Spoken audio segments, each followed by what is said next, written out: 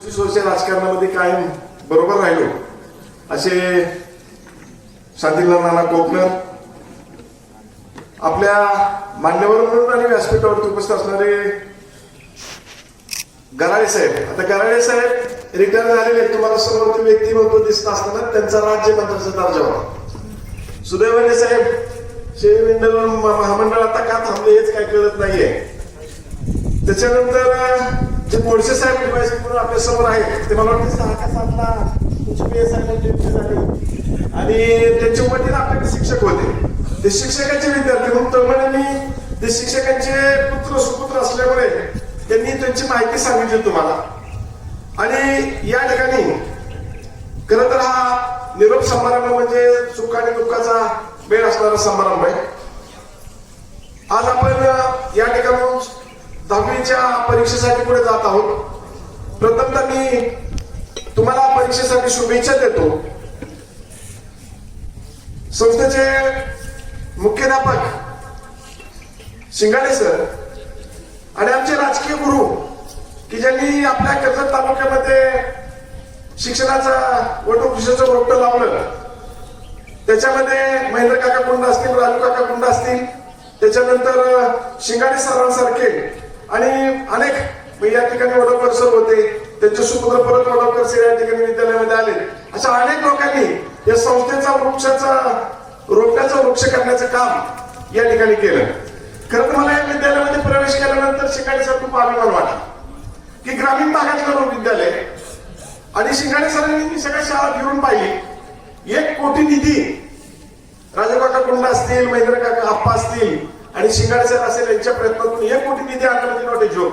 कर्जत तालुक्यामध्ये एवढा मोठी निधी आणण्याला मला वाटतं शिंगाडे सर पहिलं या ठिकाणी विद्यालय दिसतंय. आणि म्हणून अण्णांनी जे वृक्षाची लागवड, मला आता आपल्या निगेले सारखा फिरत असतो तालुक्यामध्ये, फिरत असताना अनेक मंदिर उभं राहताना दिसत आहे, अनेक शिखरं चढताना दिसत आहे. पण अण्णांनी हे जे विद्येचं मंदिर उभारले, आता जे हायस्कूल उभा केले, त्यातून असंख्य तुमच्यासारखे देव पुढे येताना दिसत आहेत. उदाहरण आपल्या समोर बसलेलं आहे की लहूजी गाडगे जो आहे, इकडे असे देव निर्माण झाले पाहिजे.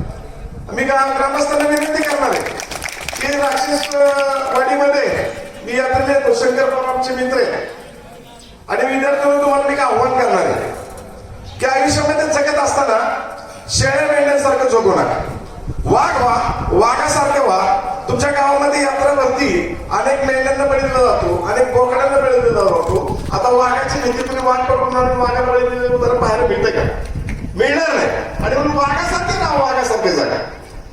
मी जाता जातो तुम्हाला एक उदाहरण सांगतो की सिंह प्राणी माहिती आहे, प्राण्यांचा राजा आहे.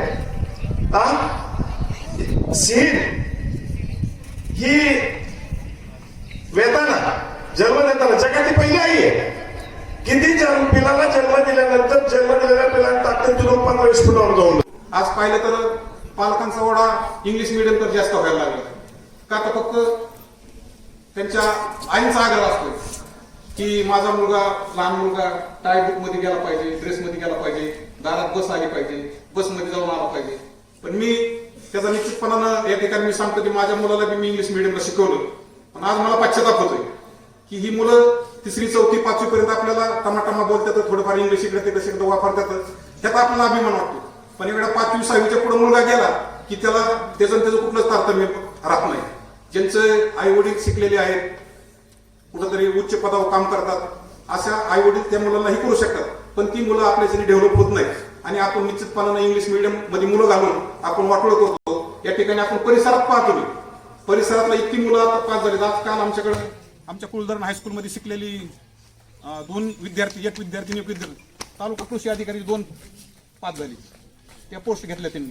परवा दिवशीच आम्ही त्यांचा सत्कार केला आणि बँकेचा अधिकारी झाला. म्हणजे ही जी मुलं आहेत ही सगळी प्राथमिक शाळेमध्ये शिकलेलीत, हायस्कूलला शिकलेलीत आणि पुढे गेलेलीत. तीच मुलं या ठिकाणी क्लास 1 किंवा काय आपल्या आयुष्यामध्ये घडू शकतात.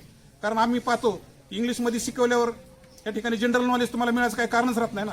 जसं 1ली, 2री, 5वी, 8वी, 10वी इतिहास काय असतो, भूगोल काय असतो, ही जे तुम्हाला सर्व ज्ञान मिळतं ते तुम्हाला इंग्लिश मिडियममध्ये मिळत नाही. त्यातले बरेचसे काय जे शिक्षक शिकवतात त्यांनाच मार्ग कळत नाही. त्यामुळे तुम्हाला समाजाची काय अपेक्षा राहणार आहे.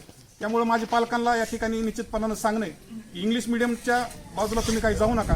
मुलं आपली प्राथमिक शाळेत, जिल्हा परिषदेच्या प्राथमिक शाळेतच शिकू द्या, हायस्कूललाच शिकू द्या, तरच तुम्हाला पुढचं मुलांचं भवितव्य या ठिकाणी निश्चितपणानं मिळेल. या ठिकाणी मी जास्त काय बोलणार नाही. मी इयत्ता 10वीच्या विद्यार्थ्यांना जी आता तुमची परीक्षा होणार आहे त्यासाठी मी सर्व विद्यार्थिनींना या ठिकाणी शुभेच्छिंतितो. आणि मला दुसरा एक विषय सांगायचा आहे की पालकांनी शाळेमध्ये येताना जे कार्यक्रम असतात त्या कार्यक्रमाला तुम्ही निश्चितपणाने ग्रामस्थ असताना, पालक असताना तुम्ही या ठिकाणी थांबलं पाहिजे, आलं पाहिजे.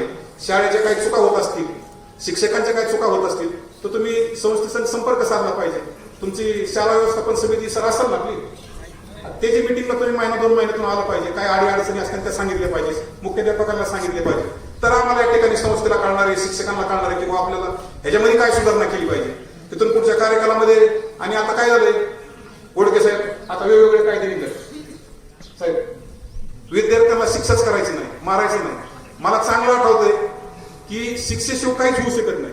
थोडी विद्यार्थ्यांना शिक्षकांची जरूरच असली पाहिजे तरच ते विद्यार्थी शिकू शकतात. आम्ही 7वी, 8वी, 5वी, 1ली, 2री असताना रोज मार खाल्ल्याशिवाय शिक्षकांना घरी येतो.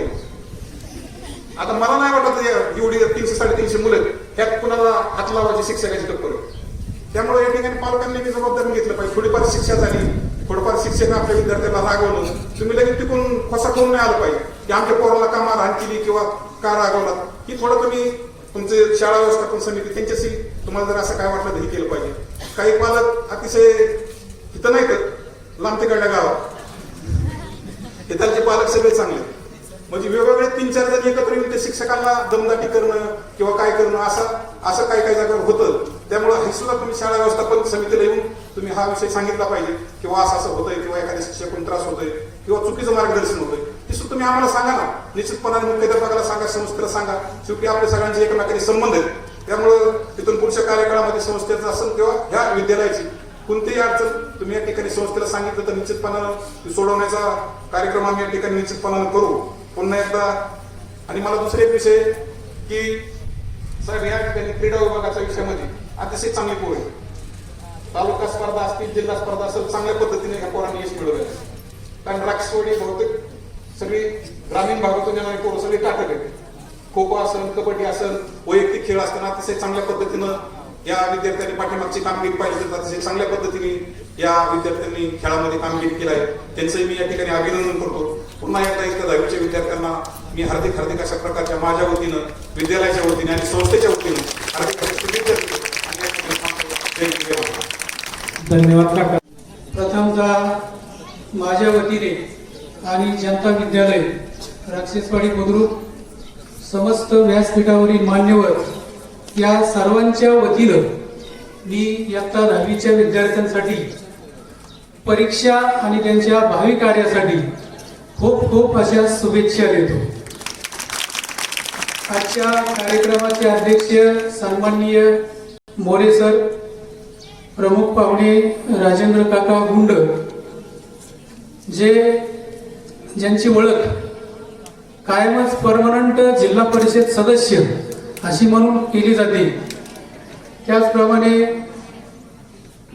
गारळे साहेब, DYSP घोडगे साहेब, गावान सर आणि स्टेजवरील सर्वच मान्यवर असे सुपुत्र या स्टेजवरती बसलेले आहेत. या ठिकाणी मंडपामध्ये आसपास आजूबाजूला बसलेल्या सर्वांसाठी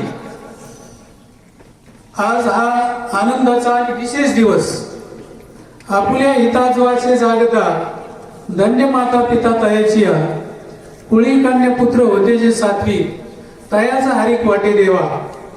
अशा प्रकारचे या ठिकाणी कुळामध्ये जर चांगली मुलं जन्माला आली तर अशा कार्यक्रमामध्ये ते हजर असतात. आणि आज स्टेजवरती सर्व मान्यवर हे पवित्र कुळामध्ये जन्म घेतल्याशिवाय या ठिकाणी आलेलेच नाहीत.